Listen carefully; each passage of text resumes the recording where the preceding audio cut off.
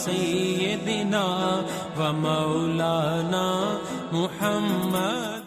नहमदुहु नुसल्ली व नुसल्लिमु अला रसूलिहिल करीम। अम्मा बाद फ़ाऊज़ु बिल्लाहि मिनश शैतानिर रजीम। बिस्मिल्लाहिर रहमानिर रहीम। लक़द जाअकुम रसूलुम मिन अनफुसिकुम अज़ीज़ुन अलैहि मा अनित्तुम हरीसुन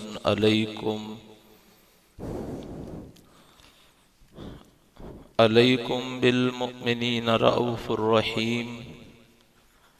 अम्मा बाद इन्नल्लाह व मलाइकतहु युसल्लूना अलन नबी या अय्युहल्लज़ीना आमनू सल्लु अलैहि व सल्लिमू तस्लीमा। अस्सलातु वस्सलामु अलैका या रसूलल्लाह व अला आलिका व अस्हाबिका या हबीबल्लाह। अस्सलातु वस्सलामु अलैका या नबीयल्लाह व अला आलिका व अस्हाबिका या महबूबल्लाह। अस्सलातु वस्सलामु अलैका या रहमतल लिल आलमीन व अला आलिका व अस्हाबिका या शफ़ीअल मुज़निबीन। या साहिबल जमाली व या सय्यिदल बशर मिन वजहिकल मुनीरी लक़द नुव्विरल क़मर ला युमकिनुस सनाउ कमा कान हक़्क़ुहु बादस खुदा बुज़ुर्ग तोई किस्सा मुख्तसर। आमन्तु बिल्लाहि सदक़ल्लाहु मौलानल अज़ीम व सदक़ रसूलुहुम नबियुल करीमुल अमीनुल मकीन। कुरान मजीद का 9 नंबर सूरा है सूरा तौबा। उसकी आयत नंबर 128 मैंने उन्वान के तौर पे पढ़ी है। ये सूरा तौबा की सेकंड लास्ट आयत है और बड़ी मशहूर कुरान मजीद की आयत है।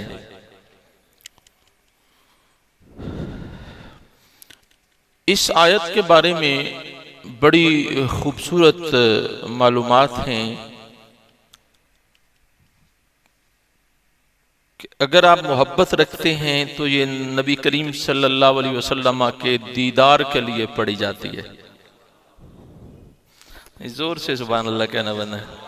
यानी ये वो अजीम कुरान की आयत है कि अगर आपकी ख्वाहिश हो कि हमें रसूलुल्लाह सल्लल्लाहु अलैहि वसल्लम का दीदार नसीब हो जाए तो ये आयत पढ़ने से दीदार मुस्तफ़ा सल्लल्लाहु अलैहि वसल्लम नसीब होता है।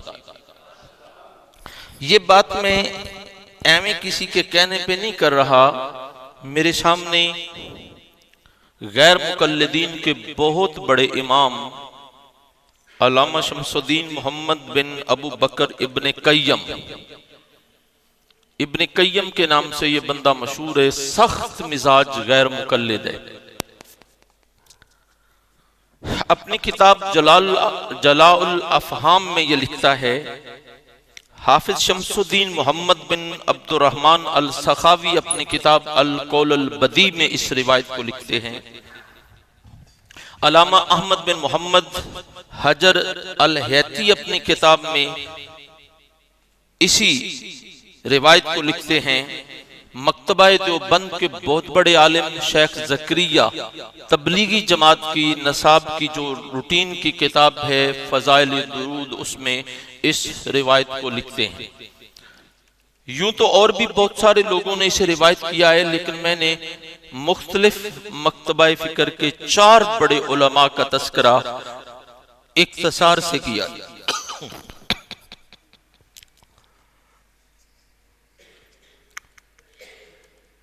इब्ने कय्यम लिखते हैं कि अबू बकर मोहम्मद बिन उमर बयान करते हैं कि मैंने अबू बकर बिन मुजाहिद के पास में बैठा हुआ था कि इराक के मशहूर एक शख्स जिसे लोग शिबली दीवाना कहते थे। दीवाने को हमारी लैंग्वेज में पागल कहते हैं। कमला सा आदमी, पागल, नॉनसेंस।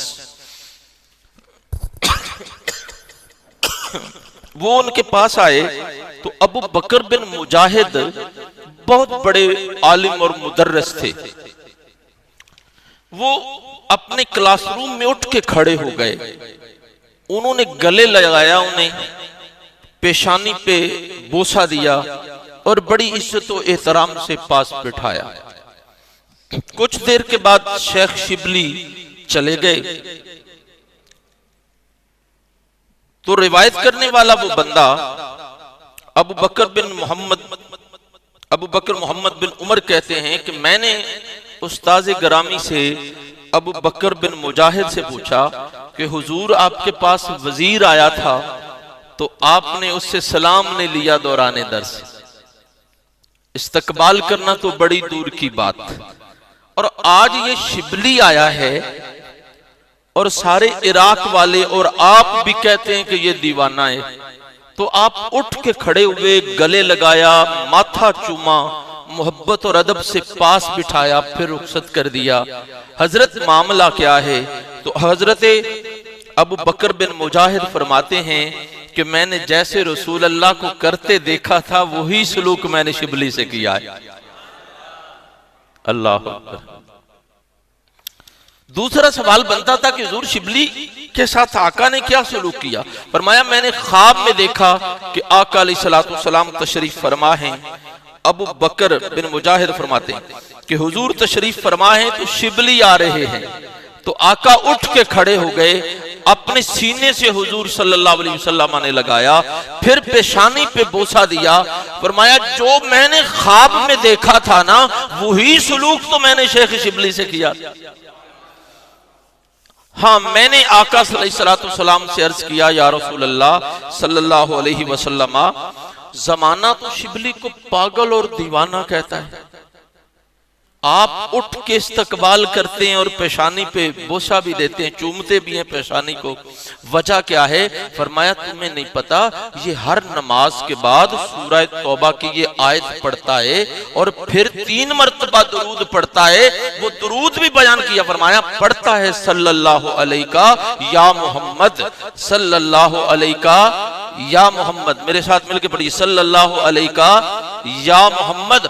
आपने फरमाया 80 साल से शिबली ये पढ़ रहा है और इसी वजह से मैंने शिबली पे ये कर्म फरमा रखा है। अबू बकर बिन मुजाहिद फरमाते हैं कि मैं शिबली से अलग से मिला, ये तो ख्वाब की बात थी ना, तो मैंने शेख शिबली से पूछा कि हजरत कौन सा अमल है आपके पास? फरमाया यार मैं तो कुछ नहीं करता, पर हर नमाज के बाद ये आयत पढ़ता हूँ सूरह तौबा की, और इसके साथ 3 मरतबा दुरूद शरीफ सल्लल्लाहु अलैका या मोहम्मद, सल्लल्लाहु अलैका या मोहम्मद, सल्लल्लाहु अलैका या मोहम्मद, ये पढ़ता हूँ, बस आका की नजर करम हो गई है मुझे। अल्लाह अल्लाह। चलें, ये तो इस आयत के हवाले से एक खूबसूरत बात थी। इस आयत मुबारका में लक़द जाअकुम रसूलुम मिन अनफुसिकुम, बेशक तुम्हारे पास एक अजीम रसूल तशरीफ लाए हैं।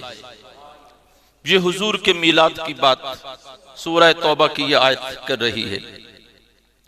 आगे फरमाया अजीजुन अलैहि मा अनितुम हरीस, तुम्हारा मुशक्कत में पड़ जाना इस नबी पे गिरा गुजरता है। तुम्हारा मुशक्कत में पड़ जाना इस नबी पे गिरा गुजरता है। आला हजरत ने इसका तर्जुमा ऐसे लिखा है, मेरे सामने मैं पढ़ रहा हूं, पर इसको अगर सादा लफ्जों में हम बयान करना चाहें तो बड़ा एक खूबसूरत तर्जमा जो मैंने इस आयत का समझा है अपने बुजुर्गों से, वो आप कहें तो मैं आपकी समातों की नजर करूं? नहीं, प्यार से सुभान अल्लाह कहना होगा। हाँ जी। फरमाया लोगों, इस नबी को एक खास सिफ्त अल्लाह ने दी है, एक कमाल दिया है। मौला क्या? फरमाया दुख तुम्हें पहुंचे तो परेशान ये होते हैं, दर्द तुम्हें हो तो एहसास मुस्तफा को होता है। दुख तुम्हें पहुंचे दर्द मुस्तफा को होता है, तकलीफ तुम्हें आए एहसास मदीने के ताजदार को होता है। अल्लाह अल्लाह। वो किस तरह? इसी आयत के इसी हिस्से पे आज हम गुफ्तगू करेंगे। अजीजुन अलैहि मा अनित्तुम हरीस। अजीज का मानी है गालिब आ जाना। अल्लाह रब्बुल इज्जत के ये कुरान मजीद के कभी दाएं और कभी बाएं ये 99 अस्माए गिरामी लिखे होते हैं, सिफाती नाम। उनमें अल्लाह का एक नाम अजीज भी है, और रसूल अल्लाह के नाम मुबारक देखे तो वहां पे भी अजीज है।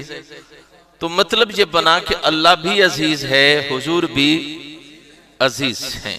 इसी तरह कुरान में अल्लाह रब्बुल इज्जत के मुबारक नामों में लिखा होता है कि अल्लाह समी है, सुनने वाला है, और बसीर है, देखने वाला है। इसी तरह इंसान को कुरान में अल्लाह ने इरशाद फरमाया कि मैंने इसे सुनने वाला और देखने वाला बनाया, समी भी बनाया है, बसीर भी बनाया। अब वही सिफ्त जो अल्लाह की जात की थी वही अल्लाह ने अपने बंदों को अता कर दी। फरमाया मैं भी समी और बसीर हूं, बंदा भी समी और बसीर है। मैं भी देखता और सुनता हूं, मेरा बंदा भी देखता और सुनता है। शिर्क कहते हैं बराबरी को, जिसे हम शरीक कहते हैं। फलाना बंदा मेरा शरीक है, मैं शरीका चरिंदा में, बराबरी करने वालों में। पर बंदे और खुदा की बराबरी हो सकती? वो अजल से समीओ बजीर है और अबद तक रहेगा। कायनात के इब्तदाई नुक्ते से लेके वो समीओ बसीर है, और जब कुछ नहीं रहेगा तब तक वो समीओ बसीर रहेगा। इंसान तब समीओ बसीर बनाए जब उसने बनाया है, तो बंदा समीओ बसीर होने में उसका मोहताज है। अल्लाह किसी का मोहताज समीओ बसीर। फर्क महसूस हुआ कि नहीं कि इंसान भी समीओ बसीर है, वो भी समीओ बसीर है। फर्क यह है कि वो अपने तौर पे समीओ बसीर है, बंदा उसका मोहताज है। वो अजल से है, ये बाद में समीओ बसीर उसके बनाने से बनाए। इसमें बराबरी हो सकती तो शिर्क भी हो सकता। चलें, अल्लाह भी अजीज है, मुस्तफा करीम भी अजीज हैं। वो अजल से अजीज है, वो अजीज होने में किसी का मोहताज नहीं है, वो अबद तक अजीज रहेगा। वो किसी से ये सिफ्ते अजीज उसने मांगी नहीं, ली नहीं। मोहम्मद अरबी उसकी अता से अजीज हैं, उसके देने से, उसके करम से अजीज हैं, और जब तक अल्लाह चाहेगा अजीज रहेंगे। ये फर्क शिर्क होने देता? बराबरी इसमें आ सकती नहीं। चलें, ये शिर्क की रट लगाने वालों के लिए एक लतीफ सा नुक्ता है, अगर समझ ना हो तो इतनी बात ही काफी है। चलें, मैं बात कर रहा था अजीज का मतलब है गालिब होना। गालिब का मतलब है छाया होना।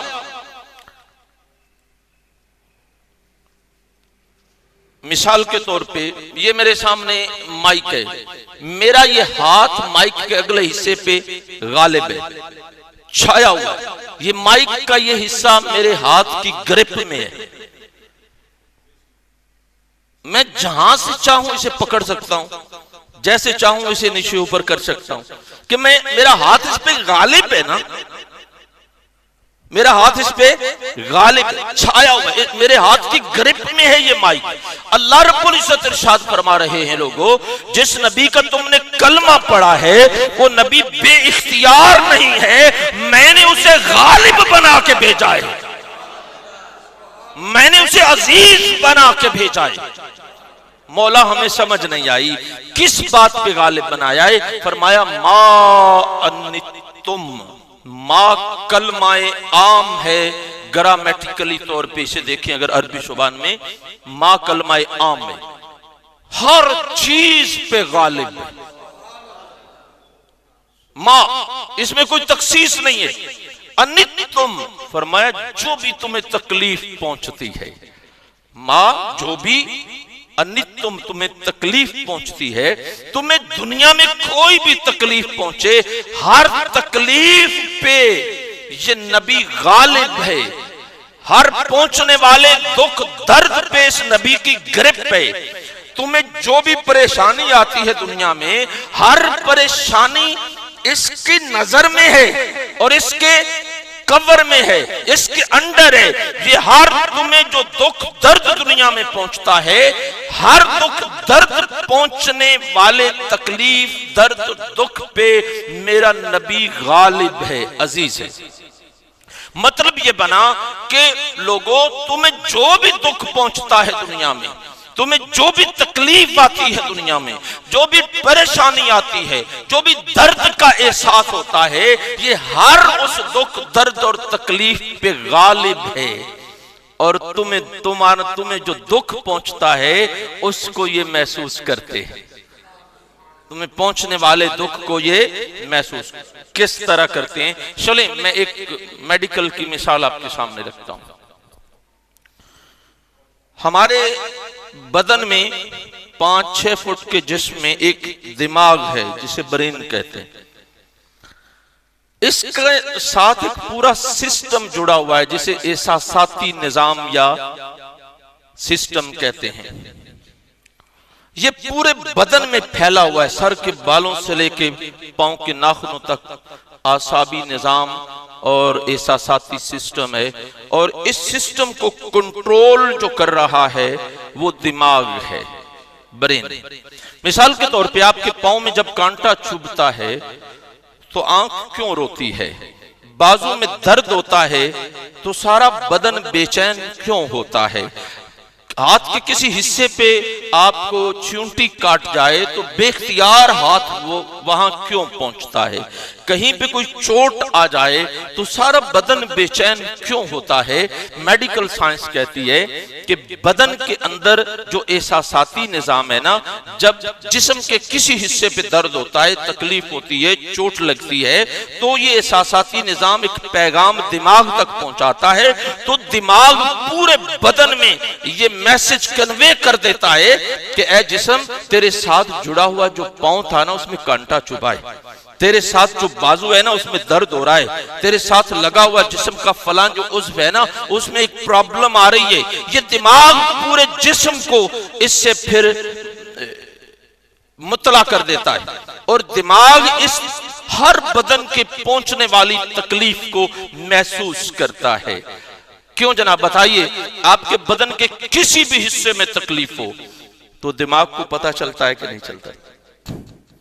अभी आप मोटरसाइकिल पे हो, खुदा ना करे आपको कहीं पे वो भेड़ काट ले पांव पे, पुंडी या डेमू जैसे आप कहते हैं, तो फौरन आप सोचे बगैर आप ब्रेक भी लगाते हैं और वहां से उसे कहीं ना कहीं पे हाथ से रगड़ना शुरू करते हैं, दम करते हैं, जो भी करते हैं। तो ये दिमाग आपके प्लानिंग से पहले ही वहां आपको पैगाम दे रहा है कि आपके पांव में चूंटी ने किसी चीज ने काट लिया है, दर्द हो रहा है, तकलीफ हो रहा है। और फिर ये इतना बेचैन होता है कि फिर इसे नींद भी, दर्द पांव में होता है, सारी रात ये दिमाग जो है ये खुद भी नहीं सोता और करवटें बदलता रहता है।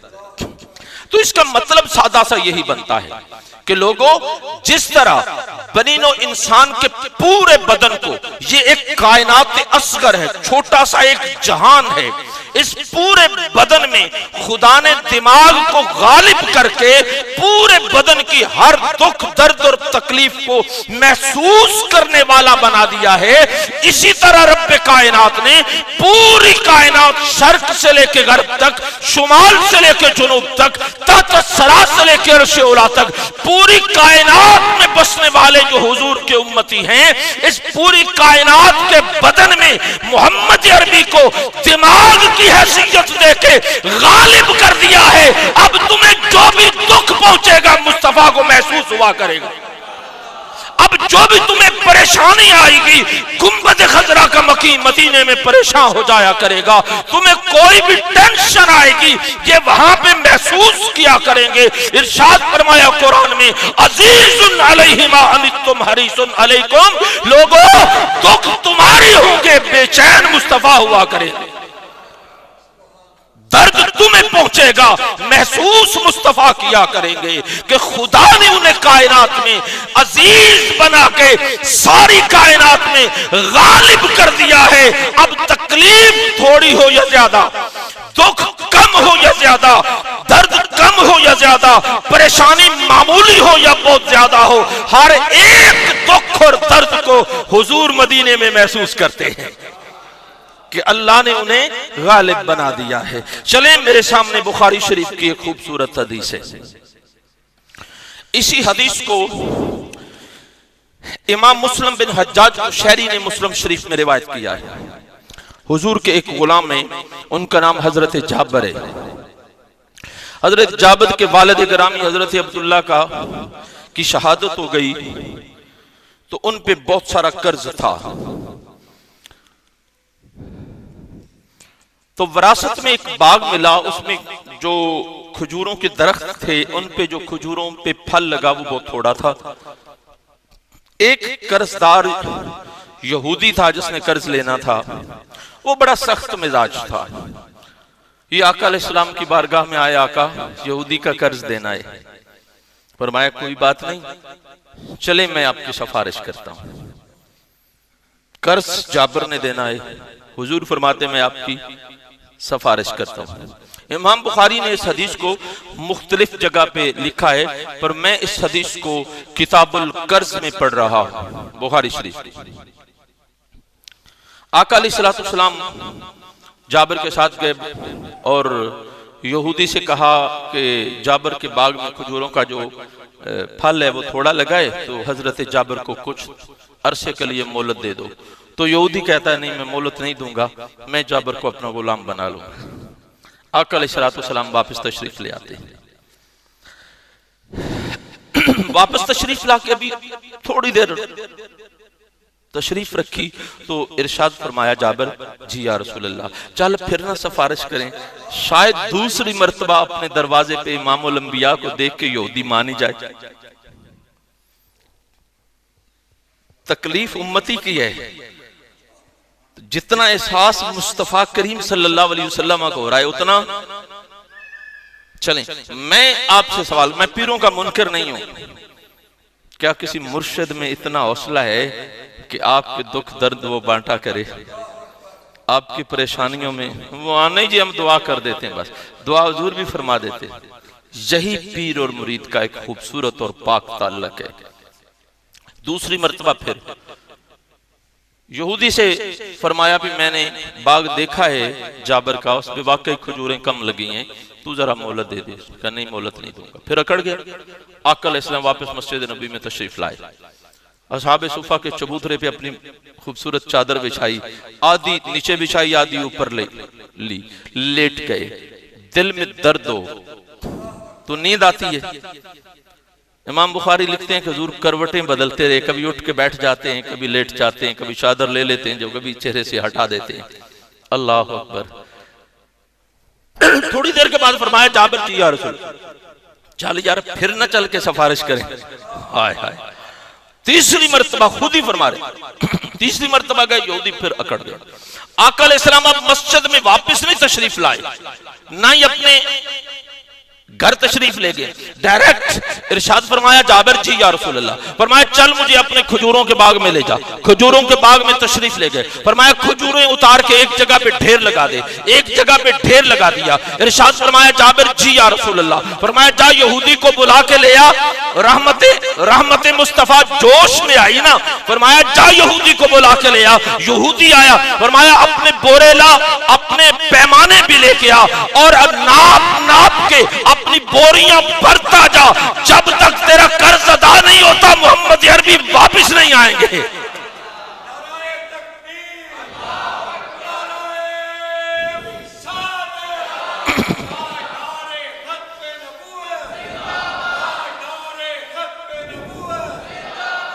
इमाम मुस्लिम बिन हज्जाज कुशैरी जब इसी हदीस को मुस्लिम शरीफ में लाते हैं तो आप इरशाद फरमाते हैं आका अलैहिस्सलाम खजूरों के उस ढेर के ऊपर खड़े हो गए, तशरीफ ले गए। फरमाया यहूदी वजन कर अपने पैमाने से और बोरे भरता जा। अल्लाह की कसम है जब तक मेरे जाबर का कर्ज अदा नहीं होता मैं नीचे नहीं उतरूंगा। हजरत जाबर से पूछिए जो मौका पे मौजूद थे, जाबिर आप फरमाइए क्या कहते हैं। फरमाया अल्लाह की इज्जत की कसम मुझे नहीं पता यहूदी का कर्ज अदा हो गया, खजूरें उतनी थी या उससे भी ज्यादा हो गई। अजीजुन अलैहि मा अनितुम हरीसुन अलैकुम, फरमाया लोगों तुम्हारा मुशक्कत में पड़ जाना मुस्तफा पे गिरा गुजरता है, दुख तुम्हें आएंगे, बेचैन मुस्तफा हुआ करेंगे, परेशानियां तुम्हारी होती हैं, पर गुंबद खजरा के मकी को उसका एहसास होता है। अल्लाह अकबर। मेरे सामने एक खूबसूरत रिवायत है, मशरकी पंजाब जो भारत में है, वहां मैं एक हदीस लिए अगर मैं और भी हदीस लूं तो मेरे सामने और भी कई हदीस इस तरह की हैं। मैं चाहता हूं कि शॉर्ट टाइम में कुछ ज्यादा बातें हो जाएं। मेरे सामने हिंदुस्तान भारत के शहर जलंधर की तहसील नकोदर की एक रिवायत मेरे सामने है, और जिसे पाकिस्तान के एक क्वालिफाइड बंदे ने अपनी किताब में तरतीब दिया है। ये आप शाहकोट की तरफ जाएं तो वहां पे एक गांव है नकोदर, शाहकोट से उर्ली साइड पे। ये नकोदर के बसने वाले लोग उसी तहसील से आके यहाँ पे आबाद हुए हैं। ये नकोदर तहसील नकोदर का एक गांव है, उसे महदपुर कहते हैं। महदपुर में एक हकीम फजल मोहम्मद रहते थे। हकीम फजल मोहम्मद ने दारुल उलूम देवबंद में तहसील इल्म की मुकम्मल किया है, और हिकमत भी इन्होंने हिंदुस्तान में पढ़ी है। हिकमत में हकीम अजमल खान का नाम तारफ का मोहताज नहीं है। ये दवाखाना अजमल खान की अद्वियात आपको बाजार से जो मिलती हैं, ये अजमल खान के क्लास फेलो थे हिकमत में। और दीनी तालीम में अशरफ अली थानवी के हम सबक थे, और मौलाना कासिम नानोतवी जो मदरसा देवबंद के बानी है, उनके अव्वलीन शागिर्दों में से थे। जब ये इल्म मुकम्मल करके आए तो इन्होंने अपनी हिकमत की दुकान बनाई, और शाही हकीम के नाम से मशहूर थे। अच्छा गुजर बसर था, क्लिनिक अच्छा चलता था। मोइनुद्दीन अजमेरी पाक का जब भी उर्स लगता था तो ये कहते थे, यार ये लोग शिरक करते हैं वहां पे जाकर। जिस इदारे से पढ़ा था उसका रंग भी तो था। अल्लाह अकबर। फिर एक दिन ऐसा हुआ कि लोग मजाकन आए कि हकीम साहब चलो ना अजमेरी पाक के दरस उर्स मुबारक से चलिए। फरमाया चलो चल के देखते हैं वहां पे लोग शिरक कैसे करते। जब तक घर से चले थे तो तब तक देवबंदी थे, उर्स पे गए तो सारा मशरब ही बदल गया। आय हाय, पता नहीं क्या हुआ। ना हकीम साहब ने जिंदगी भरी से बयान किया और ना नजर करने वाले मोइनुद्दीन अजमेरी पाक ने इसकी बात की है। पता नहीं क्या हुआ। वापिस आए तो किसी दरवेश के मुरीद हुए, फिर मिलाद भी मनाने लगे, फिर रूटीन से उर्स पे भी जाने लगे। खुद लोगों को बैत करना शुरू किया। हजारों लोग इनके मुरीद हुए। 95 साल की उम्र पाई आपने। जब आपकी उम्र मुबारक 65 साल थी तो फालज का हमला हुआ। हमला इतना शदीद था कि आपके जुबान बंद हो गई, बोलना बंद हो गया, और आपके घर वाले जो थे उन्होंने समझा कि अब हकीम साहब ठीक नहीं हो सकेंगे। कई दिन तक ना आपका बदन उसने हरकत की, ना आपकी जुबान से कोई एक लफ्ज निकला। सारी बरादरी इकट्ठी हो गई तो रात 3 बजे के करीब नमाज फजर से पहले, अजान फजर से पहले लोग इकट्ठे थे, जाग रहे थे कि हकीम साहब की रूह न जाने कब प्रवास कर जाती है। तो अचानक बेहिस्सो हरकत जिस्म से उनके बदन जुबान से जोर से एक जुमला निकला, और साथ ही जो टांग फालिज ज्यादा थी वो हरकत में आई और इकट्ठी कर ली। जुमला क्या था? या रसूल अल्लाह सल्लल्लाहु अलैहि वसल्लम, ये मेरा पाँव है। या रसूल अल्लाह, ये मेरा पाँव है। या रसूल अल्लाह, ये मेरा पाँव है। आप सुभान अल्लाह नहीं कहेंगे तो मैं जुमला कहता रहूंगा। या रसूल अल्लाह, ये मेरा पाँव है। या रसूल अल्लाह, ये मेरा पाँव है। उठ के चारपाई पे बैठ के बोलने लगे। सारे रिश्तेदार हैरान थे, पूछने लगे हकीम साहब क्या हुआ? फरमाया मदीने से मुस्तफा तशरीफ लाए। उन्होंने आके मेरे बदन पे हाथ फेरा। जहां जहां पे दस्ते मुस्तफा फिरता रहा उस बदन में जान पड़ती रही। जब आपका हाथ मेरे पाँव के करीब पहुंचा तो मैंने अदब से पाँव खींच लिया कि आका ये तो मेरा पाँव है। अल्लाह अज़ीज़ुन अलैहि मा अनित्तुम हरीसुन अलैकुम। लोगों, दुख दर्द तुम्हारे होते हैं, बेचैन मोहम्मद अरबी मदीने में हुआ करते हैं। जब भी तकलीफ तुम्हें पहुंचती है महसूस मुस्तफा करते हैं। ये जो पाँव मुबारक पाँव खींच लिया था ना, तो ये थोड़ा सा लंग बाकी जिंदगी में रहा। 30 साल तक उसके बाद आप जिंदा रहे। 95 साल की उम्र में आपका इंतकाल हुआ। चले मैं एक और खूबसूरत बात आपके सामने रखने लगा। मेरा दिल तो करता था कि लाहौर की सरजमी पर लेटे हुए उस कलंदर को, जिसे आप इकबाल कहते हैं, खुसूसन सलाम अकीदत पेश करते। 21 अप्रैल को आपका विलादत का दिन है। आज कितनी हो गई है? हाँ, इस हवाले से मैं इकबाल के पास आपको लिए चलता हूं। चलें, आपका जिक्र भी हो जाएगा, आपकी बारगाह में सलाम भी हो जाएगा। मैं जहां से बात शुरू करने लगा हूं ये भी हिंदुस्तान का एक इलाका है, जिला होशियारपुर मशरकी पंजाब में है। जिला होशियारपुर के एक गांव अजड़ाम की बात कर रहा हूं। ये बहुत साले अराई फैमिली के लोग हैं, वो अपने आप को अजड़ामिया कहते हैं, उनकी वो सब कास्ट है। ये उसी गांव के रहने वाले लोग हैं। उसी गांव में एक राजपूत फैमिली रहती थी जिसका नाम चौधरी वजीर खान था। वो घराना तो जिम्मेदारान ना था, लेकिन मजहबी रंग था उस घराने में, इबादत गुजार लोग थे। 3 बेटे थे वजीर खान के, दरमियान के बेटे का नाम चौधरी गुलाम हैदर खान था। ये 1900 ईस्वी में पैदा हुआ। इनका जो ज़हन था वो मजहबी था। बचपन से ही कसरत दुरूद शरीफ इनका वजीफा था। घर में सारे लोग नमाज पढ़ते थे। और गुलाम हैदर खान, मैं एक तरीका भी बता रहा हूं कि उस बारगाह में रसाई कैसे नसीब होती है। और इसलिए ये जो एहसास होता है मुस्तफा को हमारे दुख दर्द बेचैनियों का, तो उसका तरीका क्या है कि हमारी पुकार, हमारी बात वहां पे सुनी जाए। तो इस हवाले से भी मैंने इस वाक़े को तलाश करके आपकी शमातों की नजर करना चाहा। इनका मामूल जिंदगी ये था, ये जो वली अल्लाह और दरवेश लोग होते हैं, ये कोई इंसानों से अलग कौम नहीं होती, हम हमारे जैसे लोग होते हैं, बस उनके रवैये हमसे जरा मुख्तलिफ होते हैं। ये हर रोज रात को 2 बजे उठते थे, 2, 4 या 6 नफल पढ़ के फिर दुरूद ताज पढ़ना शुरू कर देते थे।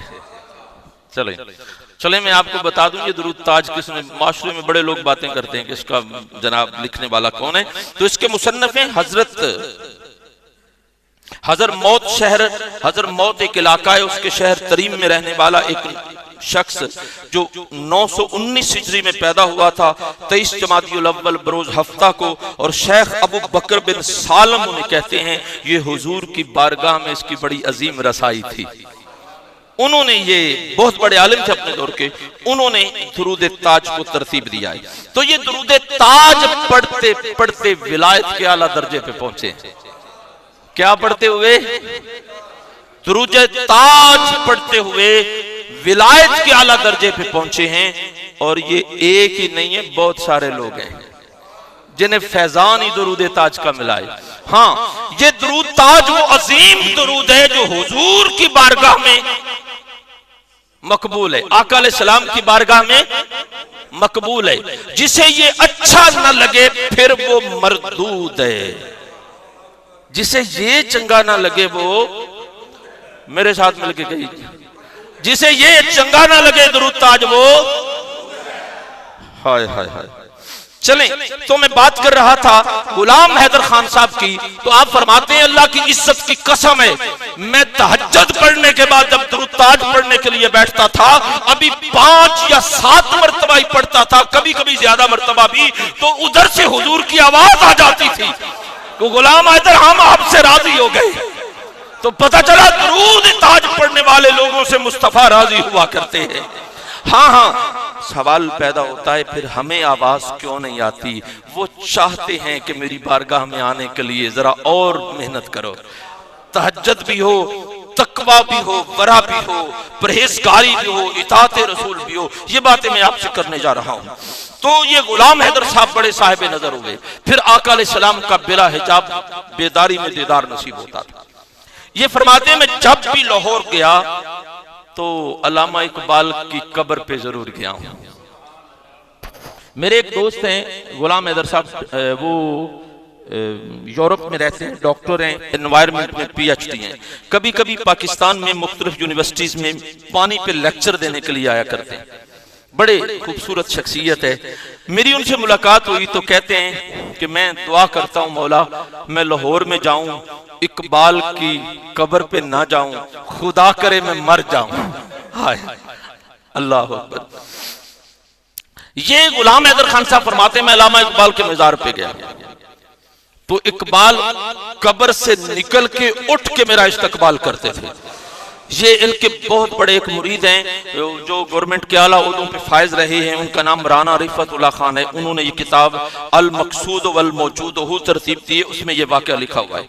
आप फरमाते में इकबाल की कब्र पे गया, मज़ार पे गया, डॉक्टर इकबाल कब्र से निकल के उठ के मेरा इस्तकबाल करते थे। मैंने कहा हजरत जिस माहौल में आपने तालीम हासिल की है यूरोप में, बड़ा आजाद माहौल है, ये दीन का रंग कैसे आप पे चढ़ा है?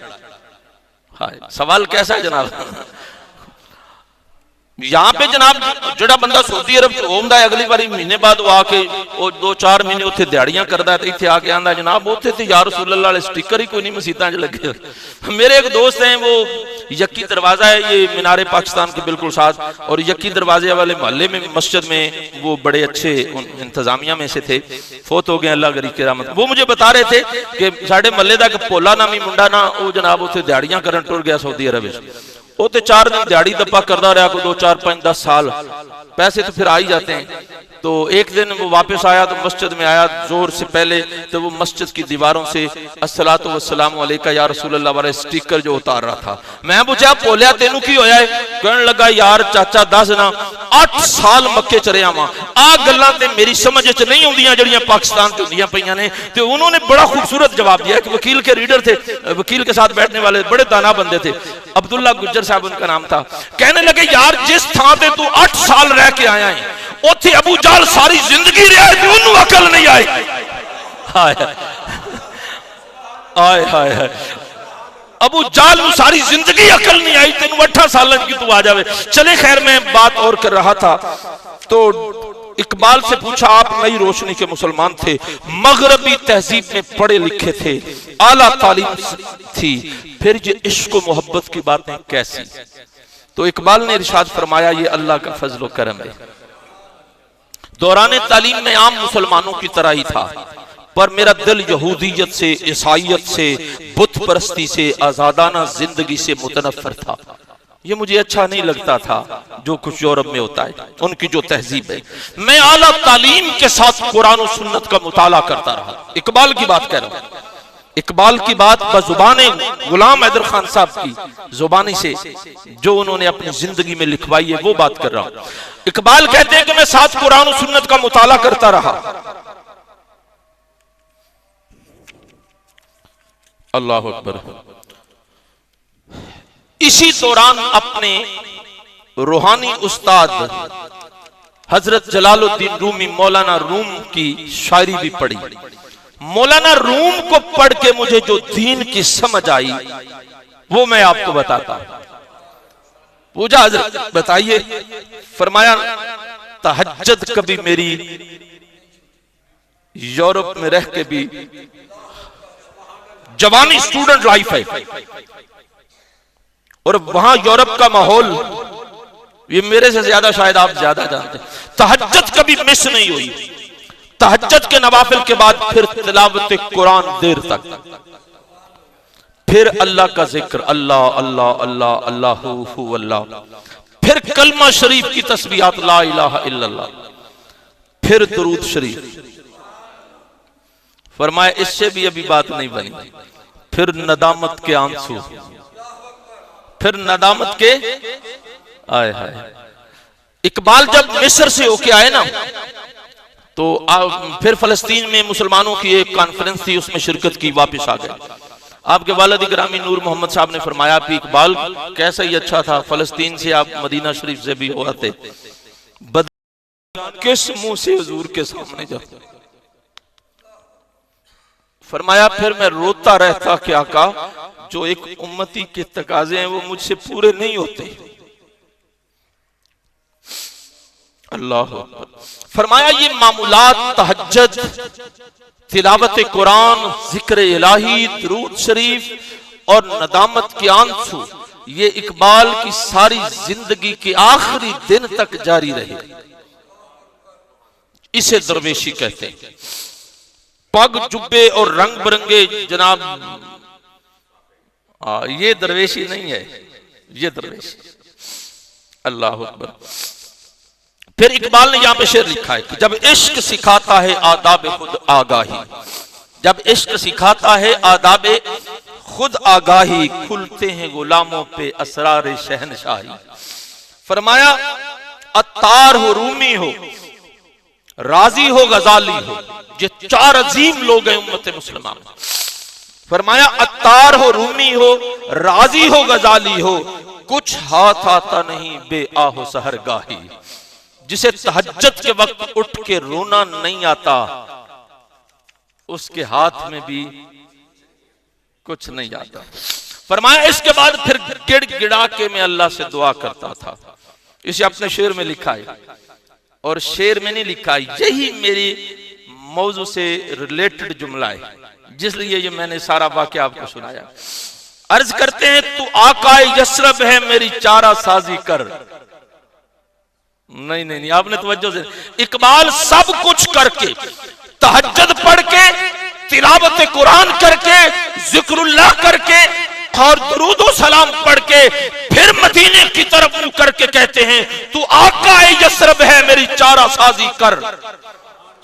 तू आकाए, दोबारा सुने, तू आकाए यसरब है मेरी चारा साजी कर। तू आकाए यसरब है मेरी चारा साजी कर। मेरा दीन है फरंगी, मेरा ईमान है जुन्नारी। कि आका नाम का मुसलमान हूं, मेरे अंदर इस्लाम नहीं है। और फिर आप अगर इजाजत दें, आपको बुरा ना लगे, तो इकबाल का एक सख्त जुमला कह दूं। फरमाया मैं काफरे हिंदी हूं, मेरा ज़ौक़ो शौक देख। मैं काफरे हिंदी हूं, मेरा ज़ौक़ो शौक देख। लब पे दुरूदो सलाम, दिल में दुरूदो सलाम। फरमाया जिसे मुसलमान कहते हैं मैं वो तो नहीं बन सका, काफिर हिंदी हूं। आजिज़ी और इनकिसारी से कहते हैं आका मैं वो मुसलमान नहीं बन सका जो अबू बकर सिद्दीक थे, मैं वो मुसलमान नहीं बन सका जो उमर बिन खत्ताब थे। मुझ में ईमान की वो कैफियत नहीं पैदा हो सकी जो मौला अली पाक के थी पास थी। सलमान फारसी जैसा फक्र मुझे नसीब नहीं हो सका। मौला मैं कैसे कह दूं मैं मुसलमान हूं, काफिर हिंदी हूं मैं, मेरा ज़ौक़ शौक देख।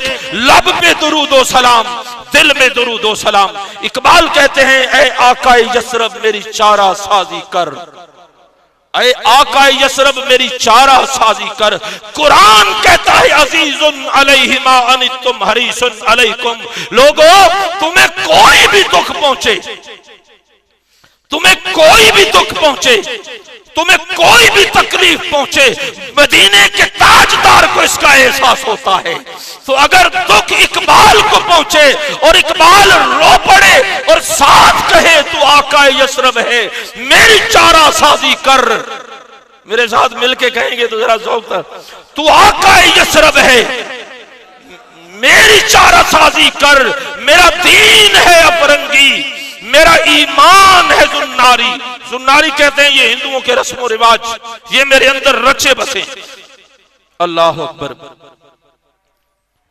अल्लाह ने फरमाया मेरी दुआ कबूल कर ली, मेरी दुआ कबूल हुई, मेरे इल्म में इजाफा होने लगा। मौलाना रूम ख्वाब में फिर बेदारी में मुझे मिलने लगे, मौलाना रूम।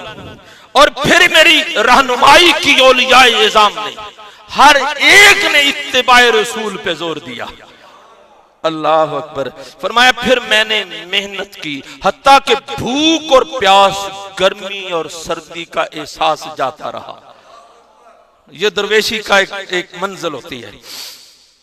मैं घंटों जिक्रुल्लाह में गुम हो जाता, नहीं तवज्जो तो फिर सुनो।